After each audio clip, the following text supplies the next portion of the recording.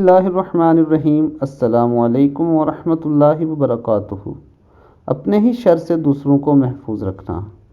ابو ذر غفاری رضی اللہ تعالیٰ عنہ نے بیان کیا ہے کہ میں نے رسول اللہ صلی اللہ علیہ وآلہ وسلم سے پوچھا کہ کون سا عمل افضل ہے؟ سید المرسلین حضرت محمد صلی اللہ علیہ وآلہ وسلم نے فرمایا کہ اللہ پر ایمان لانا اور اس کی راہ میں جہاد کرنا۔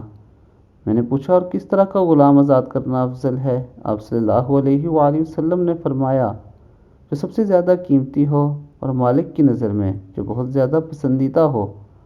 میں نے عرض کیا اگر اس کی میں طاقت نہ رکھوں تو؟ آپ صلی اللہ علیہ وآلہ وسلم نے فرمایا کہ پھر کسی مسلمان کاریگر کی مدد کر کے یا کسی بے ہنر کی۔ انہوں نے کہا کہ اگر میں یہ بھی نہ کر سکوں تو؟ اس پر آپ صلی اللہ علیہ وآلہ وسلم نے فرمایا کہ پھر لوگوں کو اپنے شر سے محفوظ کر دو کہ یہ بھی ایک صدقہ ہے، اسے تم خود اپنے اوپر کرو گے۔